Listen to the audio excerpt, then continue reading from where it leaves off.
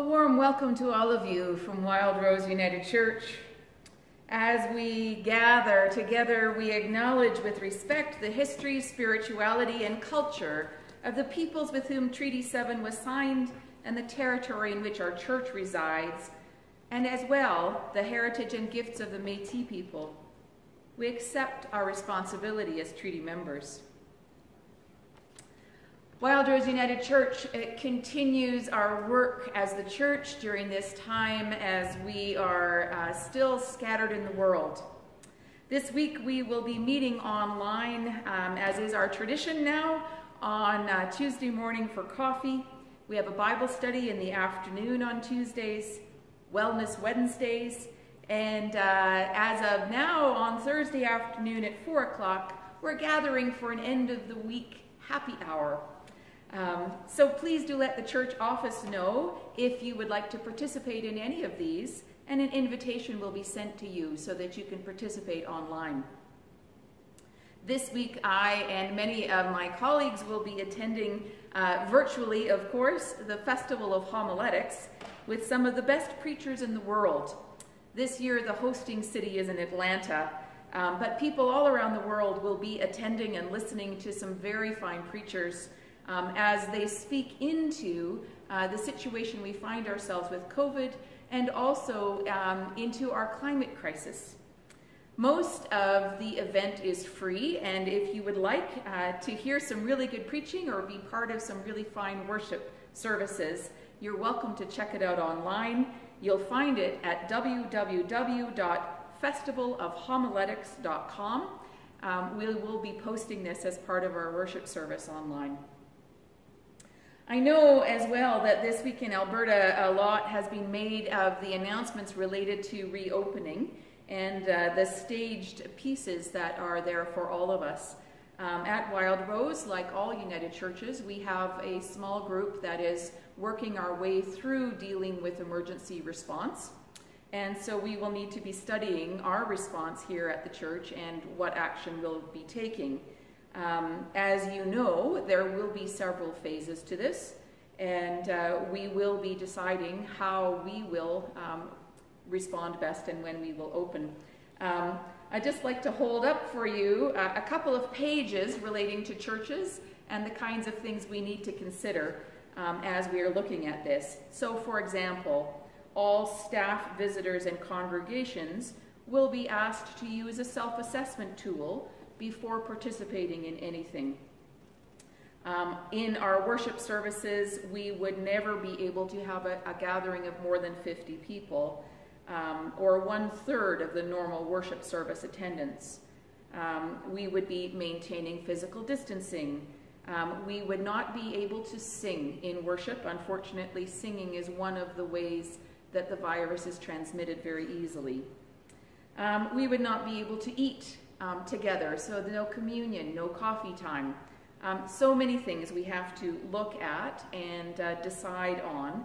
As we are moving forward towards June and the first times when this is possible, we will be making decisions based on best advice from the region, from the province, and also from our own congregation and the steps that we are comfortable taking. When we gather in worship each week, we always light the Christ candle, and I've invited all of you to have a candle at home that you light as the candle here is lit. And so let me light our Christ candle, if I'm able to make this work.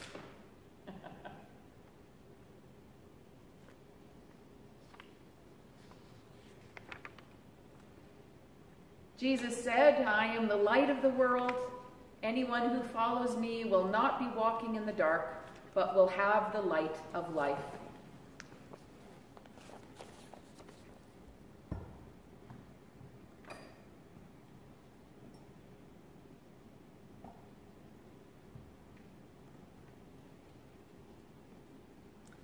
Our call to worship today is in spoken response.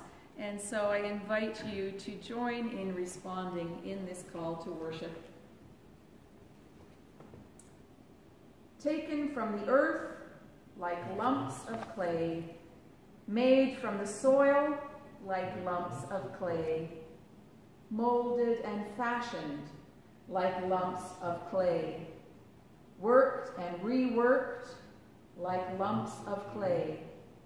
People of God, look around you. Look and see what God has made. Creations of beauty, the birds of the air, the fish of the sea, creations of joy.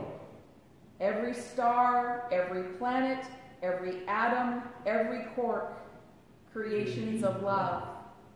As part of this love-given, joy-filled, beautiful creation, let us give thanks to the potter who gave us life and form.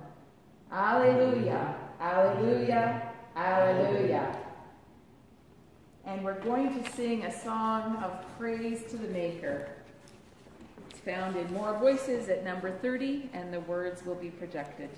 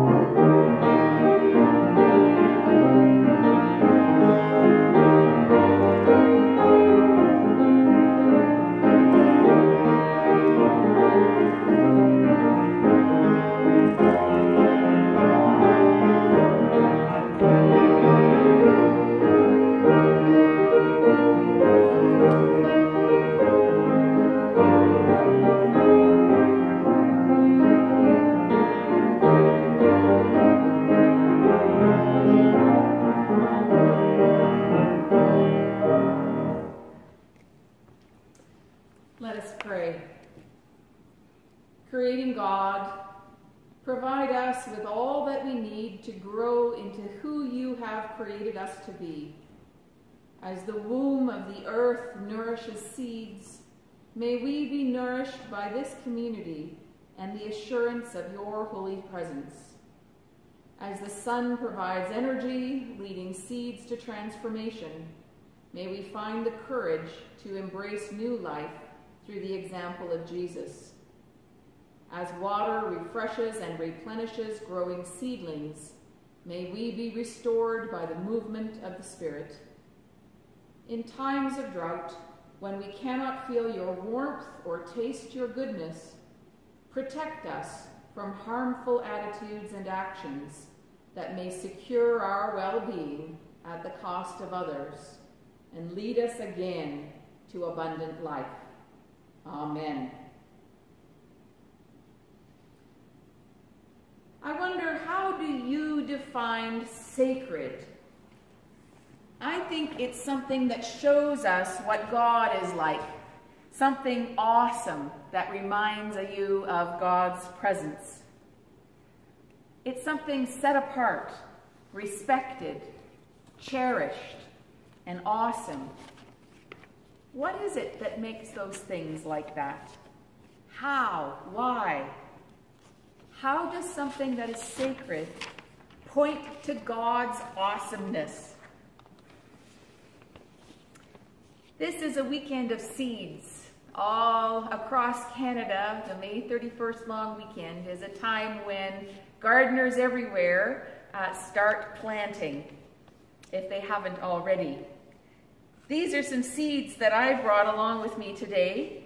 I think seeds are sacred. They're a constant reminder that God is always creating in ordinary and extraordinary ways. Even though seeds can be very small, they're filled with hope and promise and potential for new life. Seeds are very vulnerable, and many seeds are reliant on the love and nurture of the rest of creation. Seeds are also powerful. They have the ability to bring new life and transformation. They're like little miracles, aren't they? Sacred gifts from God. This weekend, many of us are planting seeds, and this is a sacred act. So, let us together offer a blessing on the seeds.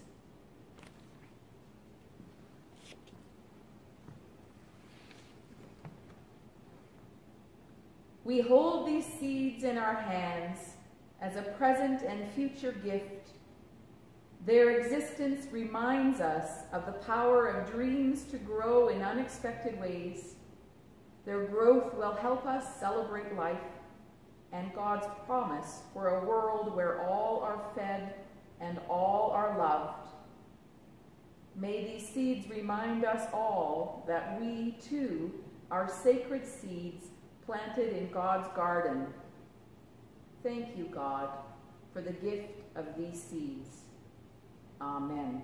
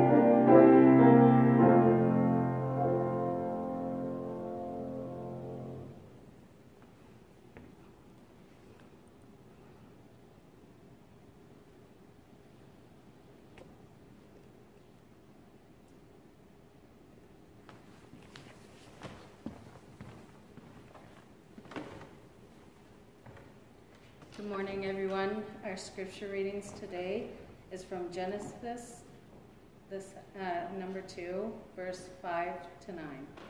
when no plant of the field was yet in the earth, and no herb of the field had yet sprung up, for Yahweh had not caused it to rain upon the earth, and there was no one to till the ground, but a stream would rise from the earth and water the whole face of the ground.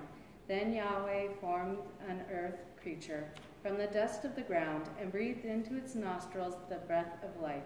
And the earth creature became a living being. And Yahweh planted a garden in Eden, in the east, and there God put the earth, creature whom God had formed.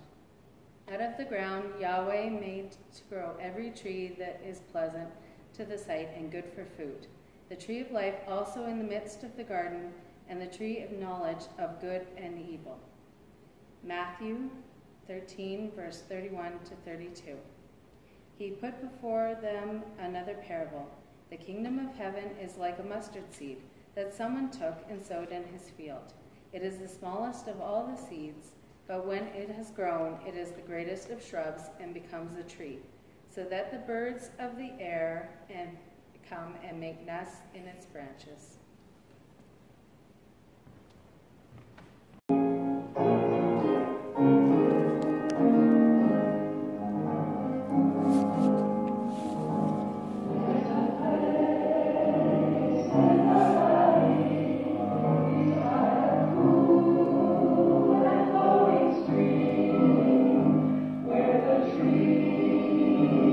Together, and the ground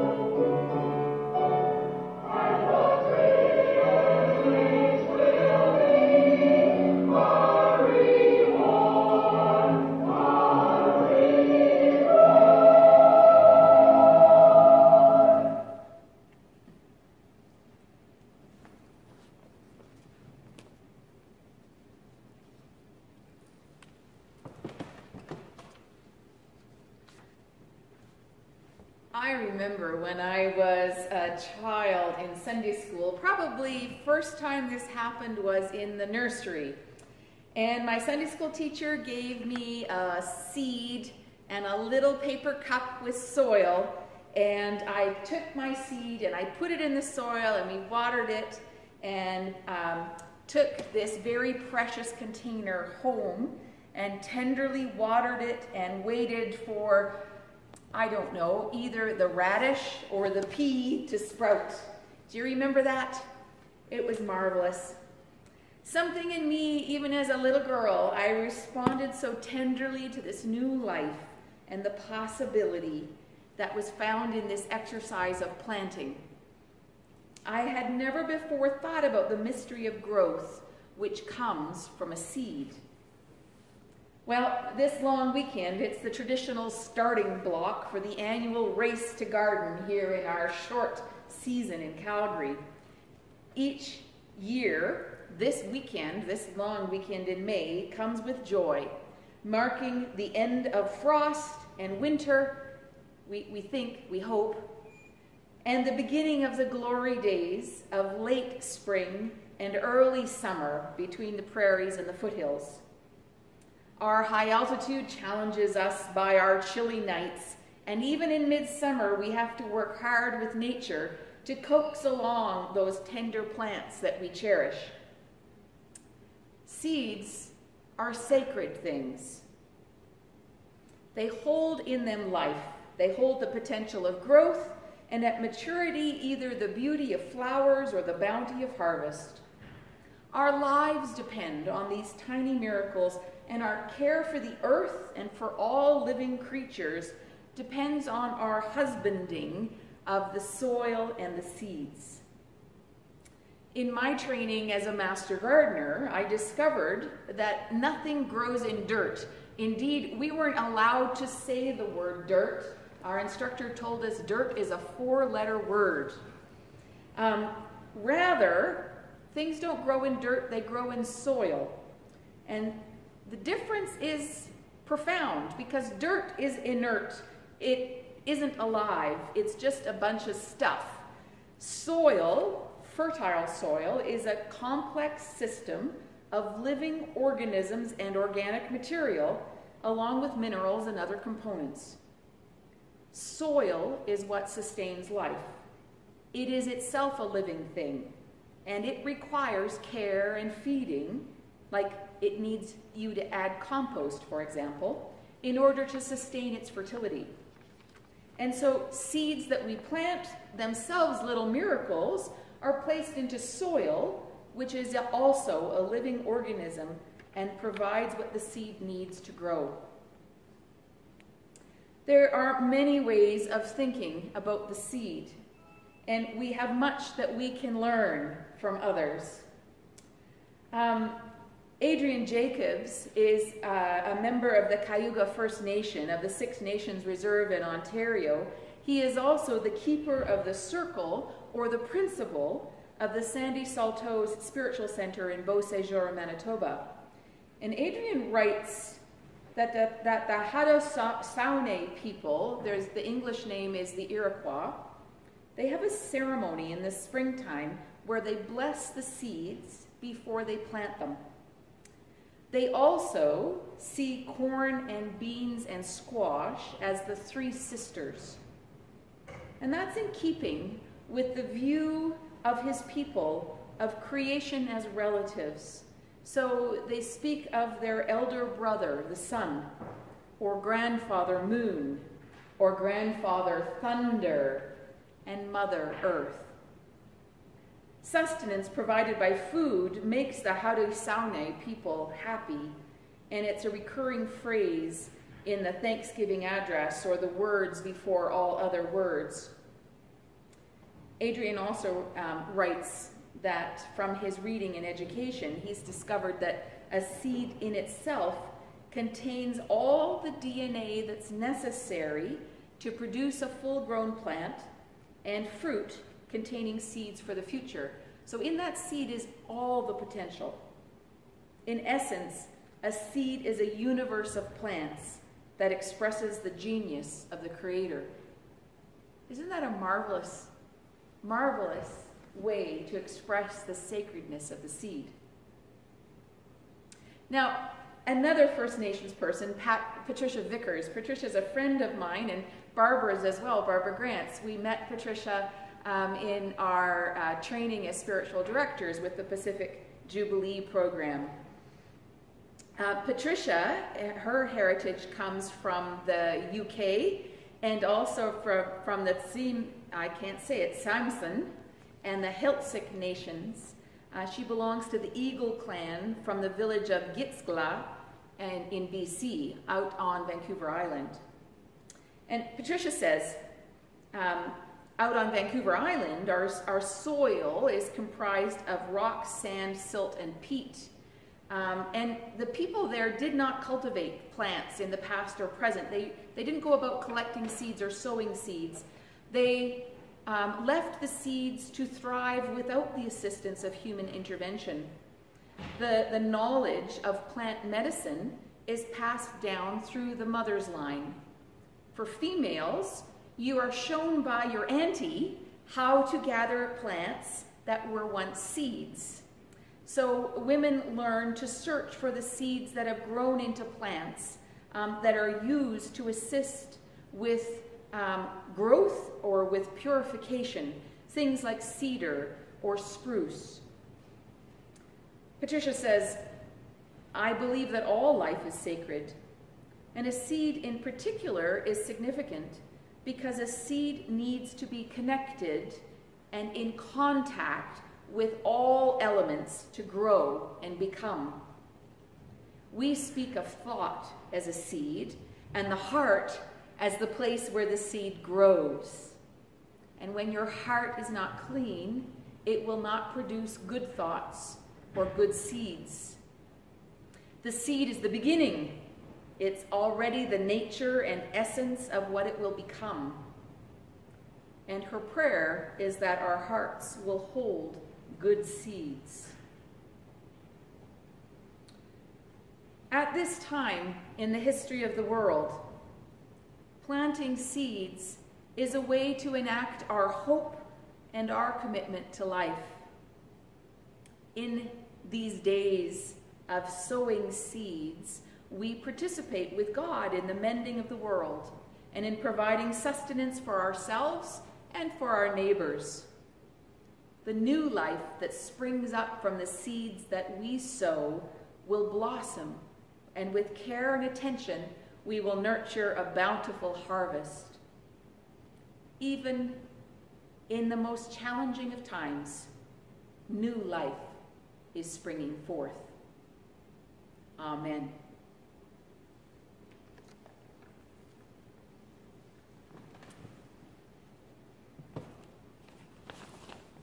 We come to the time in our service where we give thanks for the gifts that are shared through donations to Wild Rose United Church that help us to continue our ministry in these times when we are not gathering in person. To support the ministry of the church, you can mail a check to Wild Rose United Church and at our address, or you can send an e-transfer through to finance@wildroseunited.ca. You can also visit our website and access links to PayPal or Canada Helps.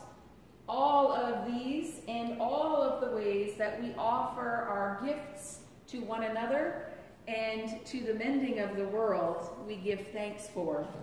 So I am going to offer a prayer of dedication.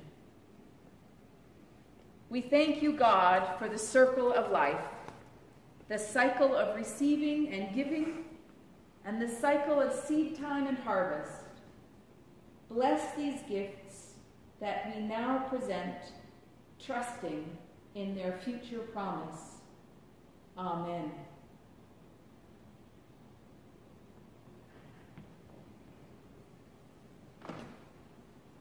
It is our practice when we gather together to share our prayer requests with one another through our prayer sheet that is in the front foyer of the church, or in conversation, or when we offer our prayers, people stand and speak.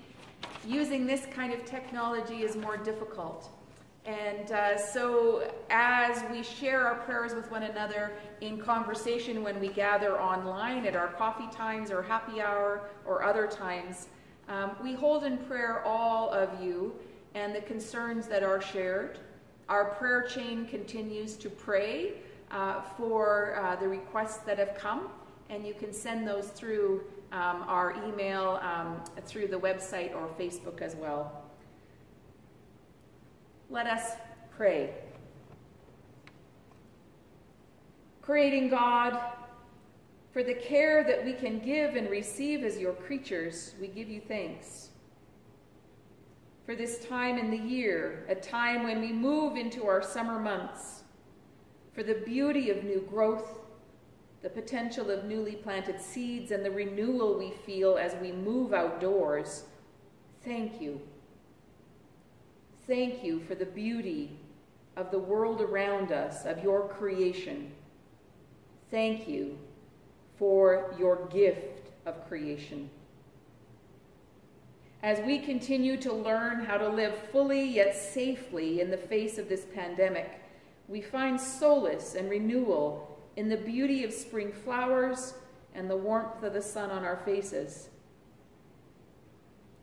Thank you, God, for your gifts of care and compassion, for the care of people and communities that offer and receive care. We give thanks for people like nurses and doctors, for those who are personal care attendants in long-term care and seniors facilities, for all who are working hard, keeping the necessities of life available through stores and agriculture and transport.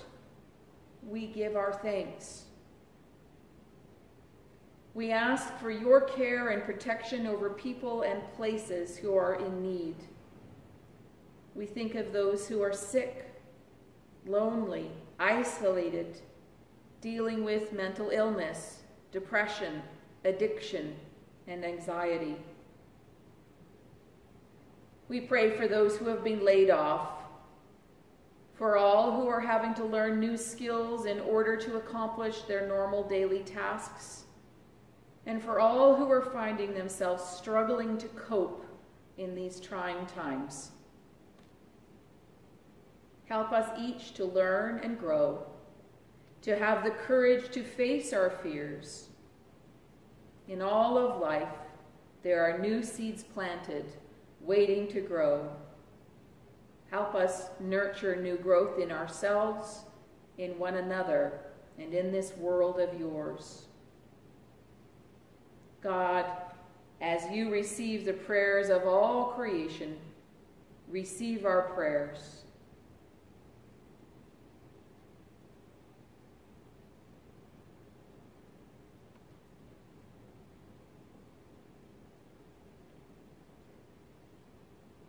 We gather these prayers together with the prayer that Jesus taught us, saying, Our Father, who art in heaven, hallowed be thy name. Thy kingdom come, thy will be done on earth as it is in heaven. Give us this day our daily bread, and forgive us our trespasses, as we forgive those who trespass against us. And lead us not into temptation, but deliver us from evil. For thine is the kingdom, the power, and the glory, forever and ever. Amen. And so, friends, as we leave this time of worship, go appreciating the beauty and promise of all things that are sacred. Go knowing that we cannot hold on to the glimpses of beauty that we experience. Go thankful for the gifts such beauty brings.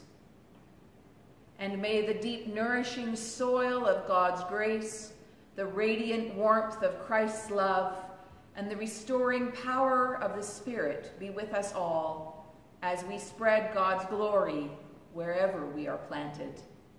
Amen. Our closing hymn is the tradition, We Plough the Fields and Scatter.